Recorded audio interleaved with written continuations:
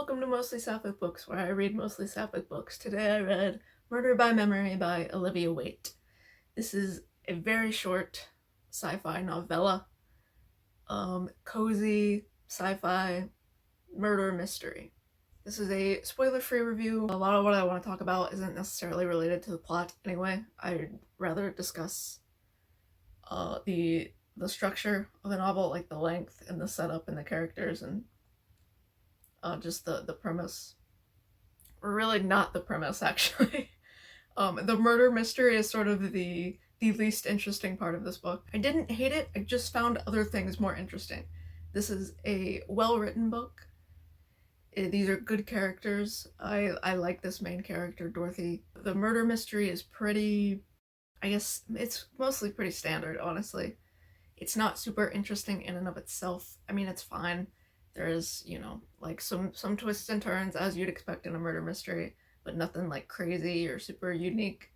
That wasn't what drew me to this. It is this premise, this world. I really like this world. I had so many questions. I want to know more about just the day-to-day life, just everything. There is absolutely enough here for a full-length novel. I'm not really sure why this is so short. It is going to be a series, presumably. I don't know if the further installments have been purchased by the publisher yet, or if it's just a presumed series. I mean, they probably have something planned. I don't know. I'm not this book's publisher, but it is a series. I could see this being a series. That does make sense. I do have to explain vaguely the premise just to talk about this book. So we're in the future on a spaceship. There's a whole civilization living here on the spaceship. They are on a trip from Earth to somewhere else, but this trip takes like thousands of years, or I don't know exactly how long it takes, but at this point in the story it's been about 300 years since they've disembarked. And because the human lifespan is obviously not 300 years, people die and their memories get stored in this database and they can come back. They get new bodies, their bodies get regrown or regenerated, and they can like alter their bodies in some ways.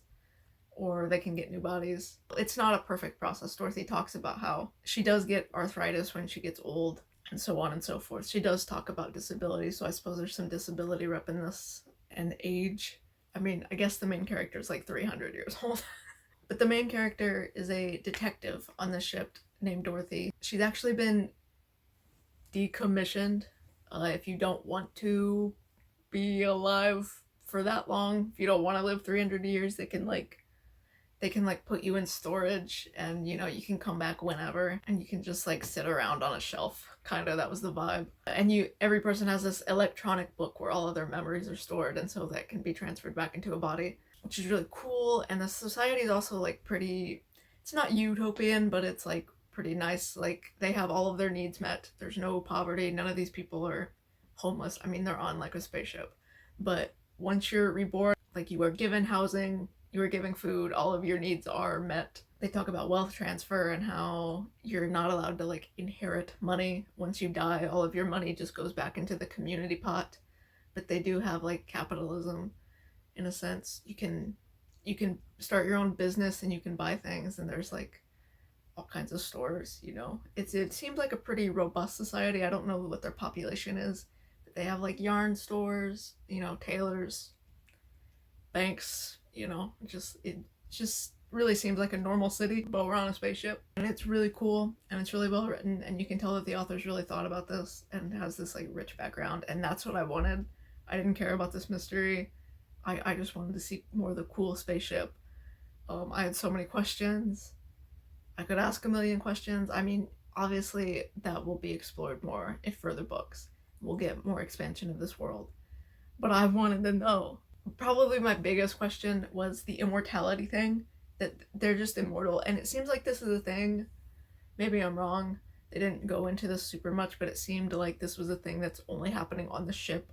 Like when they get to their destination, this new planet, I don't remember where they're going, if it even really said.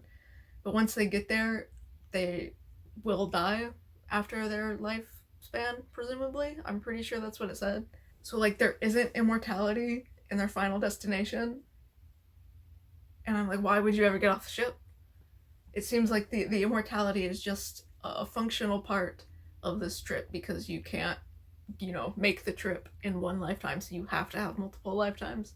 But it's like, why would I ever leave the ship? Why do I want to go die on some rock when I could be immortal on the ship, which is literally just a city and has all kinds of people and fun and, business and life things. It's not restrictive. You don't want for anything, really. I would just live on the ship forever. I would just work on the ship forever. Why would I go die on a rock? Why would anyone do that? And then that got me thinking, like, I don't know how Earth works. Are people allowed to be immortal on Earth?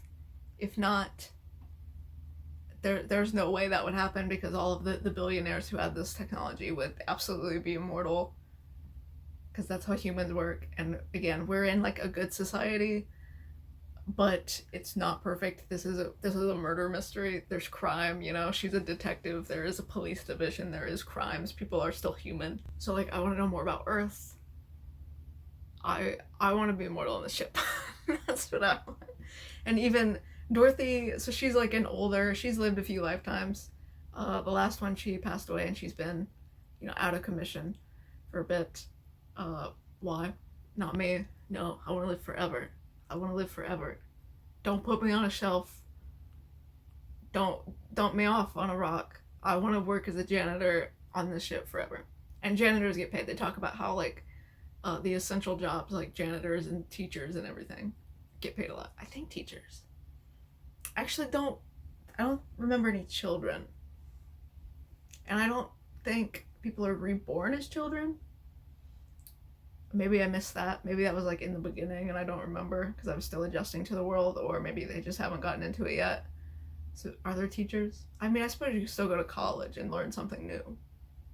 But anyway, like service workers are paid well. There's no, class differences really. I mean, there are wealthy people and like some professions are probably a bit more respected, like the doctors. The doctors get paid a lot. And then there's like people running the ship, and then the technicians who are like running the memory programs, and like the ship itself is sort of like this, I don't want to say AI, but this sort of, big computer that's sort of personalized and has a personality that like runs everything, like, the databases, the tech, the numbers, the numbers, like the gigabytes, I don't know. But yeah, so we have this really cool setting. The plot is that Dorothy wakes up unexpectedly, and she wakes up not in her body. She wakes up in the body of the stranger. Someone is dead. She finds out the body she's in is connected somehow. She has to figure out what's happening. She's meeting all these people who see her as this other person. So it's like a body swapped inside man detective kind of thing, which is cool. But I don't know.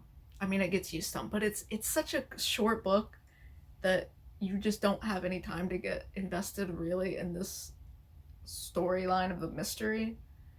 Again, I see all these like cool sci-fi world things going on. I'm like, what's that? What's that? What's that? Talk about that. What's that over there? And I'm like, I don't care that lady's dead. I don't know that lady. Show me the cool immortality books. Show me the cool robot that makes instant food. I don't care about the murder mystery. I didn't know these people. I don't care that lady's dead. I'm presuming every episode, I don't want to say episode, every book, every novella, every installment in this series will be a different murder mystery, which tracks for the genre. This does kind of feel like a TV show. This does feel sort of like a pilot. Like, this almost feels like a prologue.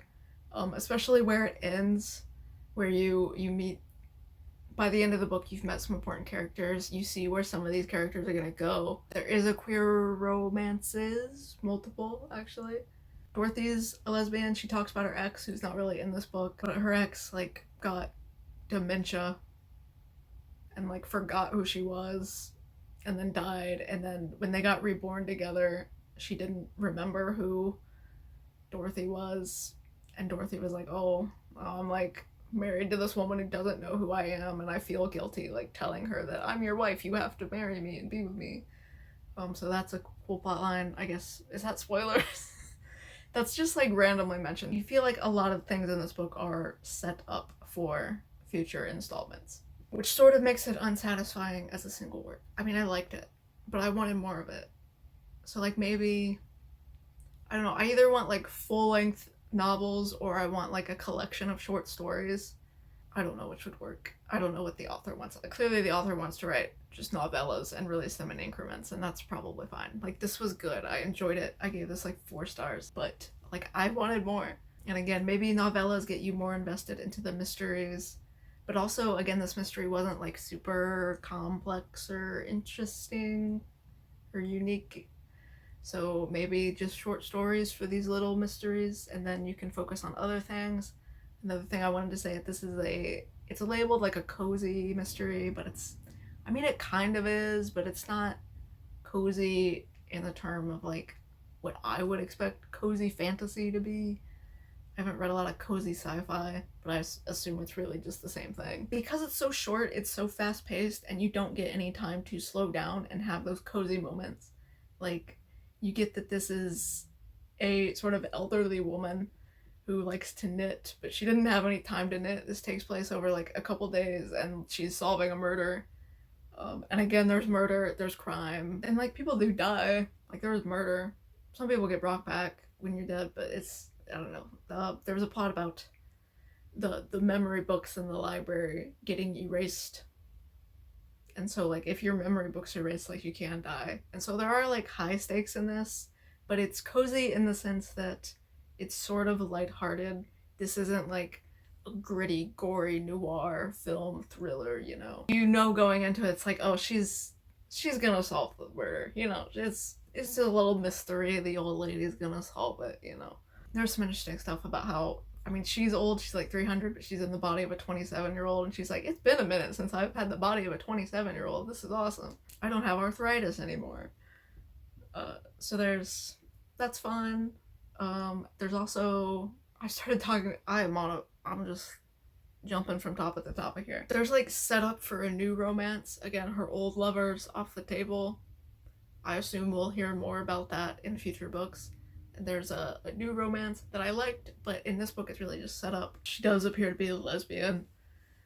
She has a nephew who's gay, and then there's like other queer side characters. The woman whose body she's possessing is gay. Was gay. So yeah, it's definitely queer. I don't know that I'd call it cozy. Because again, there's no breathing room. And if this were a full-length novel, it could be cozy. Because you'd have moments of her like knitting and her just like hanging out with her nephew, you know, chilling. And then you'd see more like the slice of life on the ship, which is what I want. Especially going into a cozy novel, that's kind of what you want. You want, you know, the slice of life, the everyday, the little moments of downtime that people don't stop to appreciate as much. I want that on this cool sci-fi ship. So I want longer books, even if that was in like a short story format. But it was more short stories, so it lasted longer. And I can't read more of this now because this book just came out. The first installment just came out recently, within the last couple months. I don't actually know the date, but I can't binge this. I would recommend binging this, probably, if the other books are good. I want to read the other books, but I want to read them now. I was just getting into things, you know? So I do recommend the series, I think. Providing that the other books are good. But I do recommend maybe reading them all at once, waiting for a few to be out. I don't know how many books are planned. I don't know if they have a plan. This seems like the kind of thing you could just go forever, right? She's an immortal detective on a spaceship. You could come up with all kinds of scenarios, all kinds of crimes, cool space crimes. I am excited to see where this goes. I want more of the romance. I want more of just the world building and the lore. You could do a lot with it. It's a very rich world, and it's very well presented. It's quite vibrant. It's easy to picture. I want more. Give me more. Give me more. By Britney Spears. But yeah, good. Strong start. Wish I hadn't read it now. Wish I had read this like 5 years in the future when there's multiple installments. And they all probably get grouped into some sort of anthology, you know, volume of multiple stories. And then you can binge them all at once. I do think that would be the ideal way to read this. But I'll just have to wait. So, never mind. But also, I can't... I can't tell you to wait because, like, I want to support the author. Presumably, the series will get more installments if the book does well. So I guess read the book now. Like and subscribe for more book reviews, where I tell you to wait 5 years to read the book.